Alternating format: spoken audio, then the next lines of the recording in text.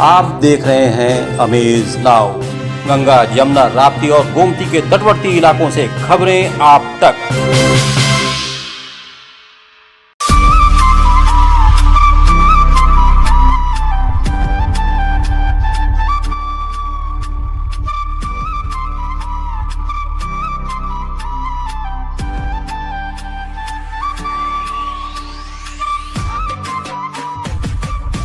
नमस्कार, मैं हूं अरविंद श्रीवास्तव। अमेज नाउ के स्पेशल रिपोर्ट में आप सभी का स्वागत है। आज की हमारी कहानी दो बिंदुओं पर फोकस्ड है।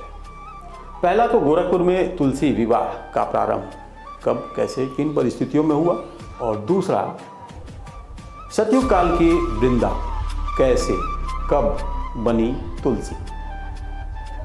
काशी और अयोध्या के आध्यात्मिक रंगों में रंगे गोरखपुर ने जब 20वीं सदी में प्रवेश किया तो आधुनिकता ओढ़ने की चुनौती थी। फिलहाल शहर अपने आने वाली नस्लों के बीच अपनी सांस्कृतिक विरासत को खोने नहीं देना चाहता है। इसी क्रम में गोरखपुर की एक संस्था कान्हा सेवा संस्थान ने 2003 से तुलसी विवाह का आयोजन प्रारंभ किया।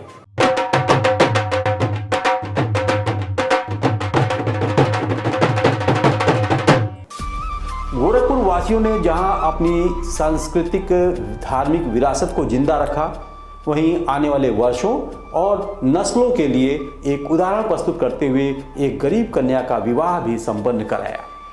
इसके सूत्रधार बने कान्हा सेवा संस्थान के प्रबंधक अनुपम कुमार।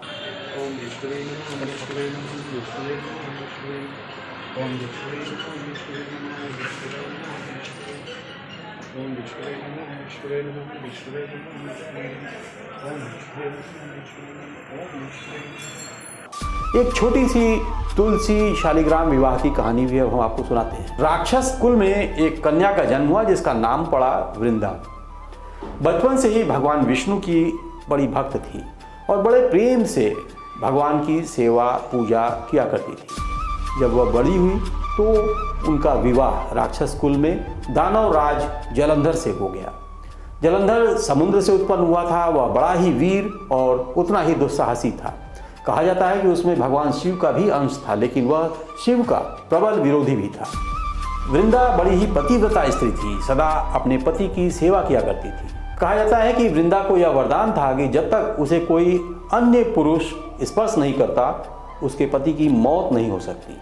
एक बार देवताओं और दानवों में युद्ध हुआ। जब जलंधर युद्ध पर जाने लगा तो वृंदा ने कहा, स्वामी, आप युद्ध पर जा रहे हैं, आप जब तक युद्ध में रहेंगे मैं पूजा पर बैठकर आपकी विजय के लिए अनुष्ठान करूंगी, और जब तक आप वापस नहीं आ जाते मैं अपना संकल्प नहीं छोड़ूंगी। युद्ध में जाते ही जलंधर ने देवताओं की सेना में तूफान मचा दिया। उसके पराक्रम और भय से देवता भागने लगे। सारे देवता जब हारने लगे तो विष्णु के पास पहुंचे। सबने भगवान विष्णु से प्रार्थना की तो भगवान ने कहा कि वृंदा तो मेरी परम भक्त है, मैं उसके साथ छल नहीं कर सकता। फिर देवता बोले, भगवान, दूसरा कोई उपाय भी तो नहीं है, अब आप ही हमारी मदद कर सकते हैं। भगवान विष्णु ने जलंधर का ही रूप रखा और वृंदा के महल में पहुंच गए। जैसे ही वृंदा ने अपने पति को देखा, वह तुरंत पूजा से उठ गई और उनके चरणों को स्पर्श किया। युद्ध में देवताओं ने जलंधर को मार गिराया और उसका सिर काटकर अलग कर दिया। जलंधर का सिर वृंदा के महल में आ गिरा। जब वृंदा ने देखा कि उसके पति का सिर कटा पड़ा है तो फिर मेरे सामने कौन खड़ा है, यह कौन है? उन्होंने पूछा, आप कौन हो जिसका स्पर्श मैंने किया? और तुरंत वृंदा बात भी समझ गई। उन्होंने विष्णु को पाषाण होने का श्राप दे दिया। सभी देवता हाहाकार करने लगे, लक्ष्मी जी भी रोने लगी।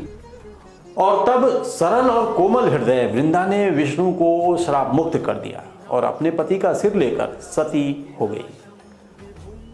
उनकी राख से एक पौधा निकला। तब भगवान विष्णु ने कहा, आज से इनका नाम तुलसी है और मेरा एक रूप इस पाषाण के रूप में रहेगा, जिसे शालिग्राम के नाम से तुलसी जी के साथ ही पूजा जाएगा, और बिना तुलसी के कोई भोग मैं स्वीकार नहीं करूंगा। तभी से तुलसी जी की पूजा सभी करने लगे और तुलसी जी का विवाह शालिग्राम के साथ कार्तिक मास में किया जाने लगा। देव उठावनी एकादशी के दिन इसे तुलसी विवाह के रूप में मनाया जाता है। कान्हा सेवा संस्थान की अध्यक्ष मीना पांडे और तमाम महिला पुरुष सदस्यों के परिश्रम का ही फल है कि आज शहर के अधिकांश लोग इस विवाह को त्योहार के रूप में मनाना नहीं भूलते। एक तरफ वृंदा नारायण की परम भक्त थी, तो आज के युग में प्रतिदिन तुलसी और शालिग्राम की पूजा करने वाले प्रबंधक अनुपम कुमार वास्तव में अनुपम हैं, अतुलनीय हैं। अभी इनकी शादी भी नहीं हुई थी, तब से तुलसी विवाह में कन्यादान की रस्म निभाते आ रहे हैं। फिलहाल इस समय वे बाल बच्चेदार हो चुके हैं।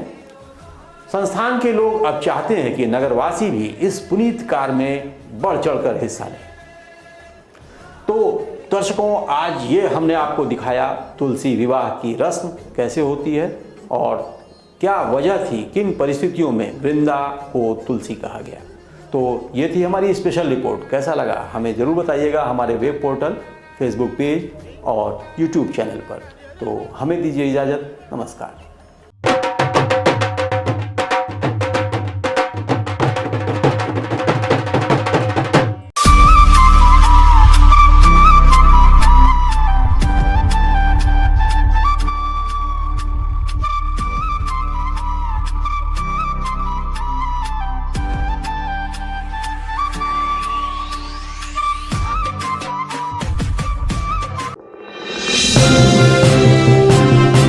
आप देख रहे हैं अमेज नाउ।